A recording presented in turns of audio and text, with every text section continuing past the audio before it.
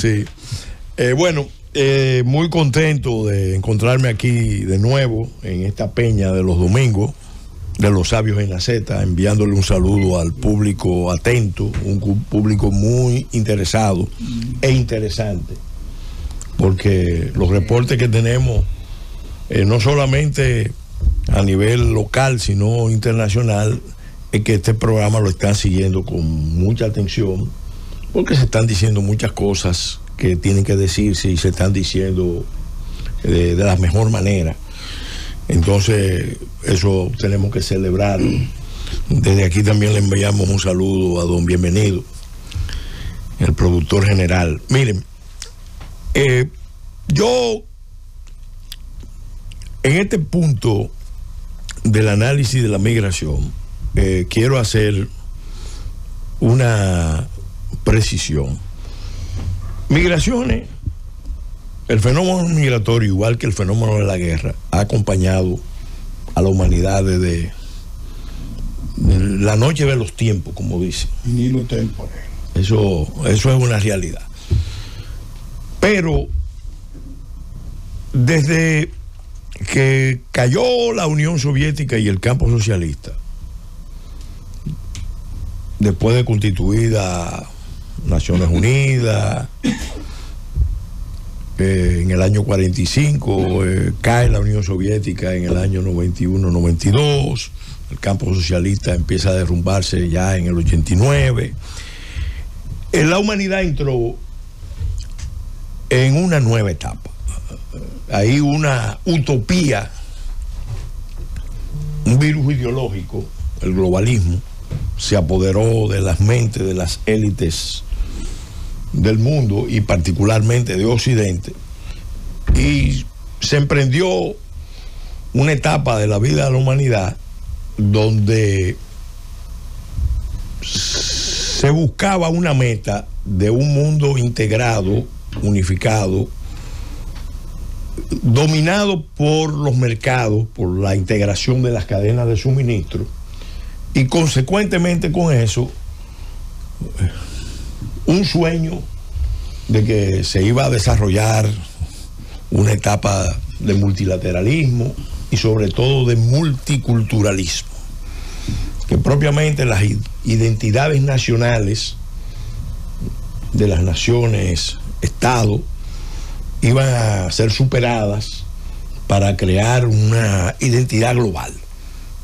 Ya la idea, el sueño de un ciudadano del mundo, que yo digo que se va a realizar el día que aparezcan los extraterrestres, porque así es verdad que vamos a ser ciudadanos de la Tierra, vamos a ser terrícolas. Pero mientras tanto, en lo que aparecen los alienígenas, aquí ahí están las fronteras. Están las fronteras, las identidades, pero esa visión utópica, sí, imperialista, porque en el fondo no es más que quiere hacerlo. No es más que un discurso que se construyó para que se pudiera dar ese proceso de globalización con sus cosas positivas, pero también con sus cosas muy negativas, muy perniciosas. Y entonces ese proceso en realidad estuvo avanzando muchísimo, yo diría que hasta el año 2020, cuando viene la crisis del COVID, y ahí hay un punto de quiebre del esfuerzo de integración, de globalización. Ya todas las sociedades empiezan a reconocer de que eso no era más que una utopía, una ilusión ideológica que se promovía para beneficiar básicamente a los grandes intereses que eran precisamente y son los que han estado ganando con la globalización. Mientras pierden los pueblos, pierden las poblaciones, pierden las naciones, los individuos, las grandes corporaciones, los grandes intereses globales ganan mucho, y ya es un hecho que se acepta. Nunca antes en la historia de la humanidad se había producido un proceso de concentración de la riqueza a nivel global como en esta etapa. Entonces, ¿qué pasa? Bueno, eso no se podía mantener. Estados Unidos era el garante de ese orden en alianza con China. China como fábrica del mundo y Estados Unidos como gendarme. El gendarme, el financiero, porque era la moneda de soporte de todo ese orden, el dólar. Y además, en términos institucionales y en términos tecnológicos, Estados Unidos iba a la vanguardia, proveyendo todas las herramientas para que se produjera esa integración. Las últimas tecnologías de las comunicaciones hacían posible pensar en esa posibilidad, que tú te pudieras comunicar en tiempo real con China o con Medio Oriente o con África. Es una cosa que ¿quién podía pensar que eso? Entonces, ¿qué pasó? Bueno, hay un quiebre. En ese proceso que va desde el 92 hasta la fecha, se dieron varios fenómenos. En primer lugar, junto con esa economía global de cadenas integradas de suministro para la producción de bienes y servicios, se fue dando un fenómeno de encanallamiento de la economía.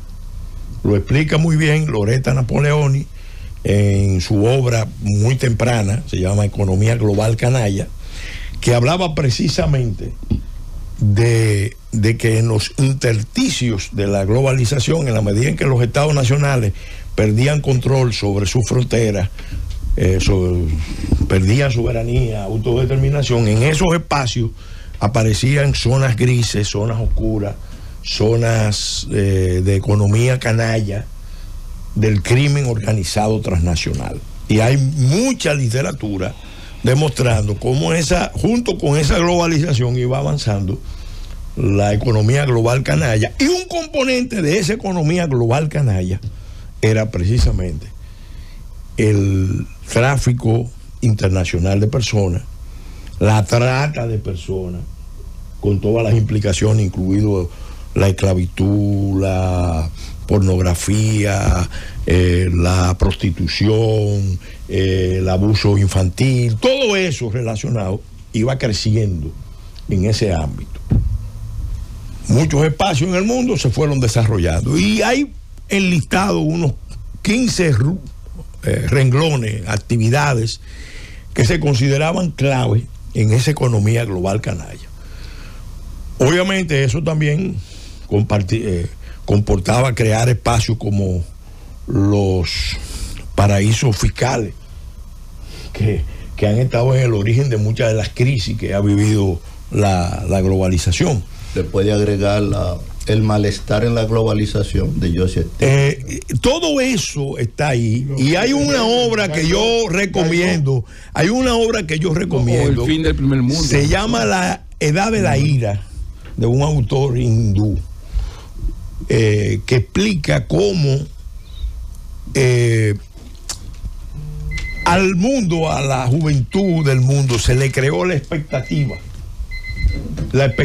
de que iban a vivir un mundo feliz, un mundo de todas las posibilidades, de todas las libertades, de todos los derechos, pero se han encontrado con la dura realidad. Todavía hay un periodista dominicano que dice que no se pueda, no habrá que trabajar, sí, que te mandarán el dinero. Ese sueño que se creó, no tendrás nada y serás feliz. Encontró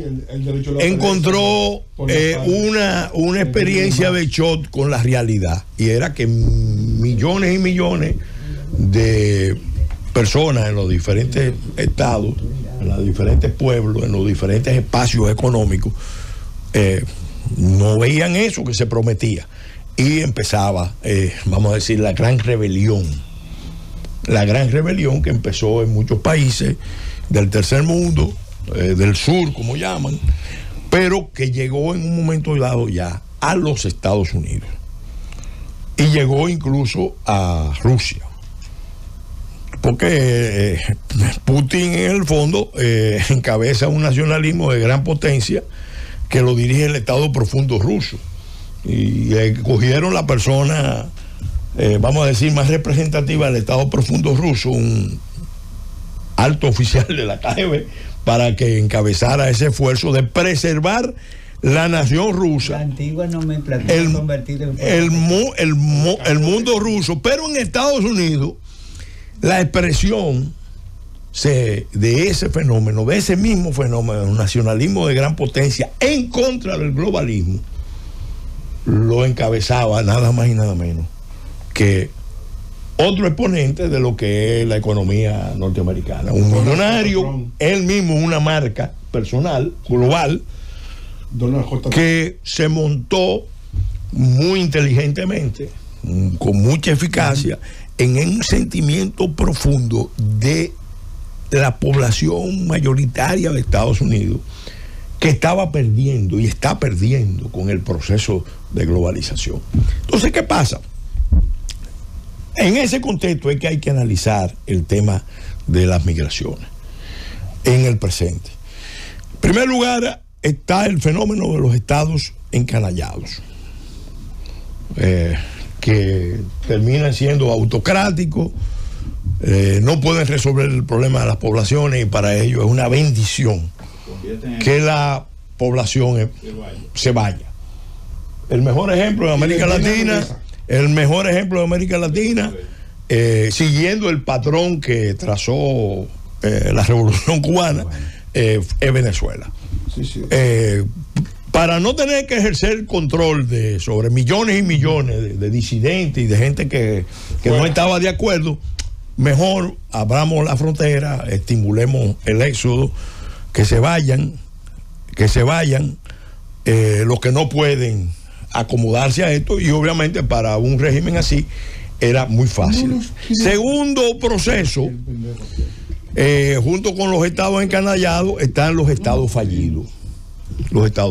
Estados que colapsan, que no pueden mantenerse dentro de un orden global.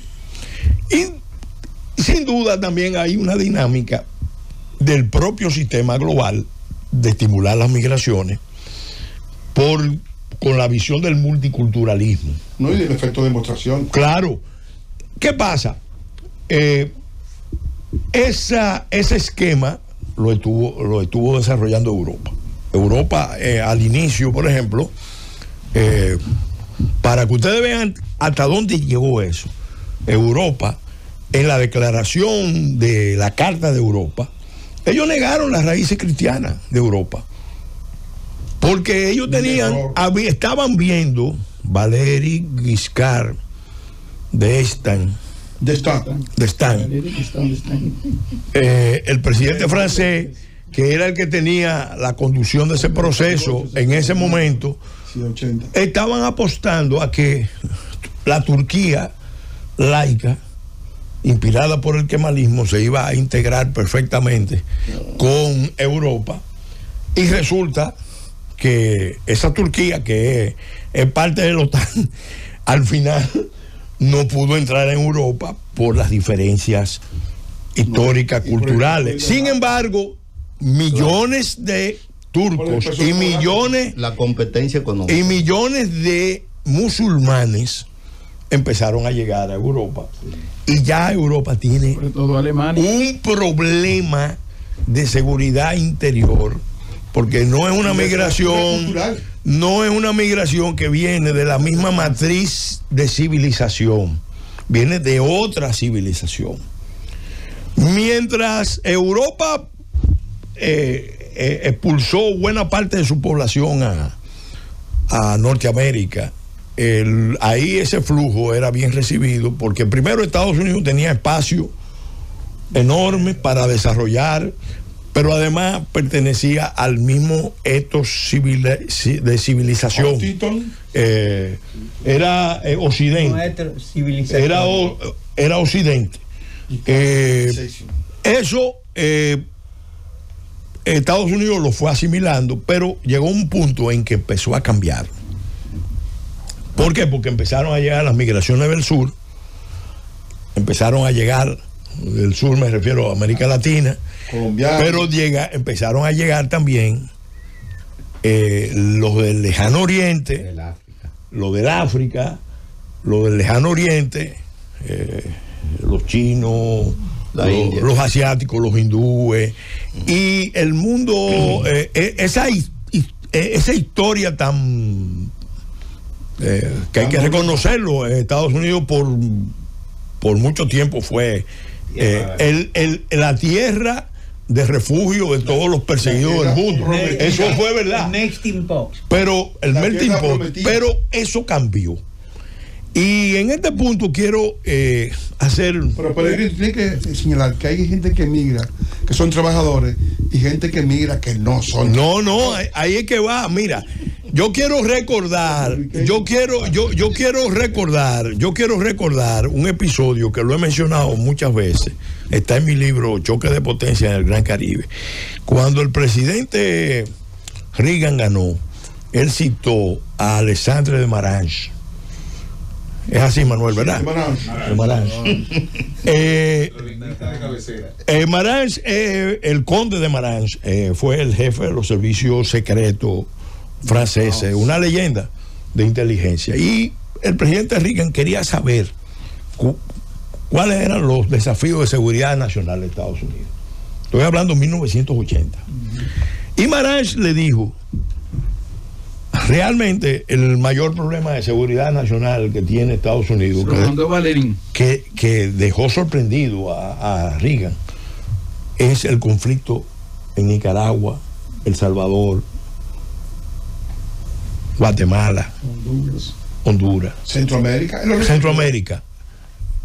Y Reagan no entendía, porque cómo esos países pequeños pueden constituirse en la amenaza mayor a la seguridad nacional de Estados Unidos. Le preguntaba, y él le decía: mira, ninguno de esos países ahora mismo tiene fuerza para poder afectar la seguridad de Estados Unidos. Sin embargo, el proceso de radicalización que se está dando en Centroamérica tiene todo el potencial de reproducirse en México, que es el estado vecino que tiene, vamos a decir, una cuenta pendiente histórica que está ahora resurgiendo con los Estados Unidos, porque el liderazgo de México es un liderazgo que asumió la visión que tenían los grupos de Centroamérica.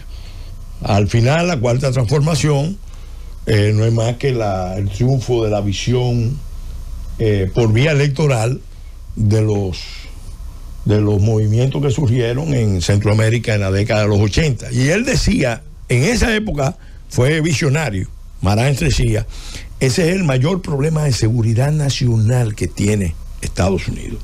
La Thatcher pensaba diferente. Bueno, pero ellos lo veían así. Estaba en Europa. Ahora, ¿cuál era el problema? ¿Cuál era el otro problema? Bueno, el otro problema ahora que está planteado, y que lo vio con tiempo, con mucho tiempo, Alexis de Tocqueville, era el problema de las contradicciones interétnicas, interraciales de Estados Unidos.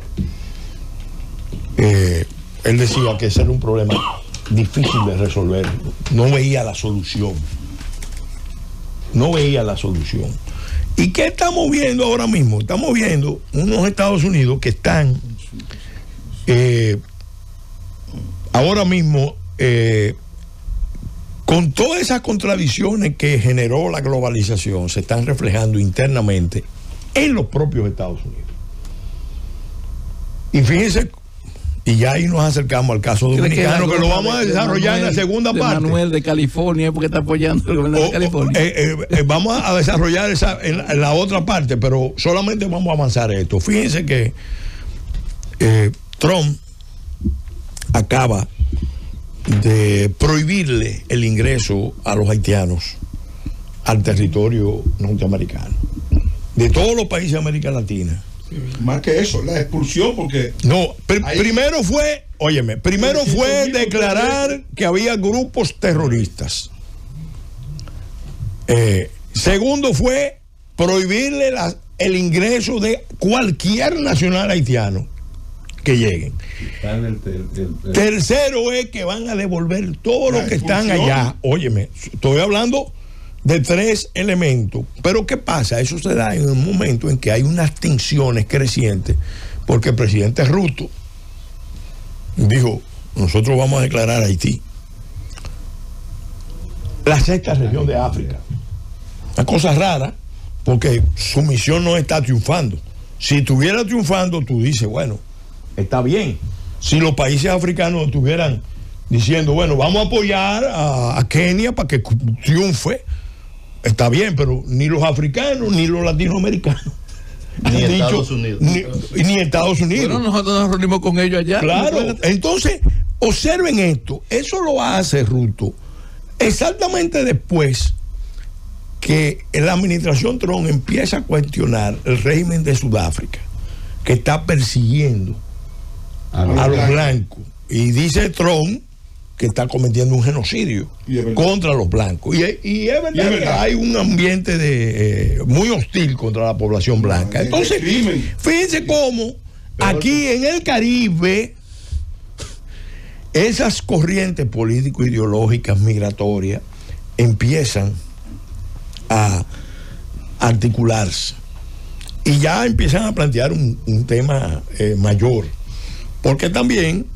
para nadie es un secreto que y este es el último comentario que quiero hacer. Hablamos de los estados encanallados, hablamos de los estados fallidos que colapsan, en el caso más elocuente de Haití, en el continente americano, pero también está la dimensión del uso de la migración dentro de la lucha de civilizaciones, porque cuando el inmigrante va con su bagaje de valores, actitudes, creencias, su visión de civilización, y cuando es minoría se asimila a la cultura dominante, pero cuando rebasa un límite, entonces trata de imponer la propia.